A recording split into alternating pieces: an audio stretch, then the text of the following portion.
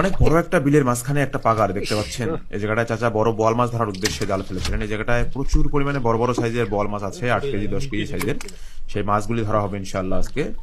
একটা মাছ খোলা হচ্ছে এবং আরো একটি মাছ জালে, মাছটি চলে গেল দেখলেন। মাছটি জালের মধ্যে ভালোভাবে আটকায়নি এবং বড় মাছ হওয়ার ফলে মাছটি প্রচন্ড শক্তিশালী, তাই খুব সহজেই জাল থেকে ছুটে যেতে পেরেছে। অসংখ্য বড় বড় সাইজের মাছ ধরা হবে আজকে, বিশেষ করে বোয়াল মাছ ধরা হবে, কারণ এই জায়গাটায় যে বোয়াল মাছগুলি আছে সবগুলি পুরাতন বোয়াল। এবং এই বিলটার মাঝখানে যে ছোট্ট পাগাটা দেখছেন, এই জায়গাটায় সব মাছগুলি এসে জমা হয় এবং শুকনো মৌসুমে পানি কমতে থাকলে সেই মাছগুলি ধরা হয়। মাশাআল্লাহ, আরো একটি মাঝারি সাইজের বোয়াল মাছ দেখতে পাচ্ছেন।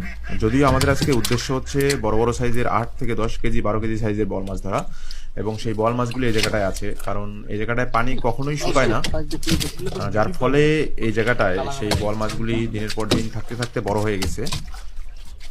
অবশ্যই দেখতে থাকুন ভিডিওটি শেষ পর্যন্ত, কত বড় বড় সাইজের বোয়াল মাছগুলি ধরা হয়। এই জায়গাটায় যে বোয়াল মাছগুলি ধরা হচ্ছে সেই বোয়াল মাছগুলি মূলত নদীর বোয়াল।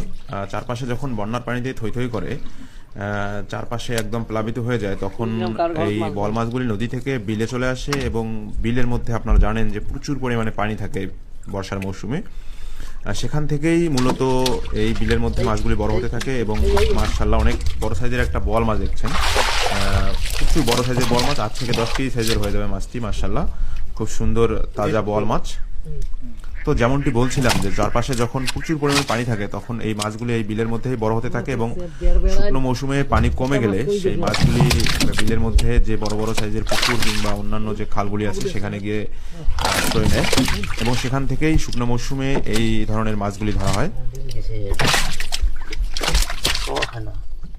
মাশাআল্লাহ, দেখতেই পাচ্ছেন কত সুন্দর কালারের বল, এবং এই বড় সাইজের মাছগুলি খুবই স্বাদের মাছ হবে। আপনারা যেমনটা জানেন, যারা বল মাছ খেয়েছেন, বিলের মাছ খেয়েছেন, তারা অবশ্যই বুঝতে পারবেন এগুলি স্বাদের মাছ, এবং মাছের কালার দেখেই বোঝা যাচ্ছে এটা কতটা স্বাদের এবং কত সুন্দর মাছ। অবশ্যই দেখতে থাকুন ভিডিওটি শেষ পর্যন্ত, কারণ এই ধরনের অসংখ্য বড় বড় সাইজের বল মাছ ধরা হবে আজকে। কারণ এই জায়গাটায় চাচা আজকে জাল দিয়েছেন বড় সাইজের বল মাছ ধরার উদ্দেশ্যে, এবং চাচা হচ্ছে বল মাছ ধরার জন্য স্পেশালিস্ট।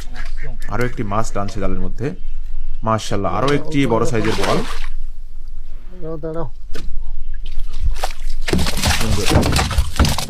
বল মাছের কালার গুলি দেখছেন, কত সুন্দর কালার।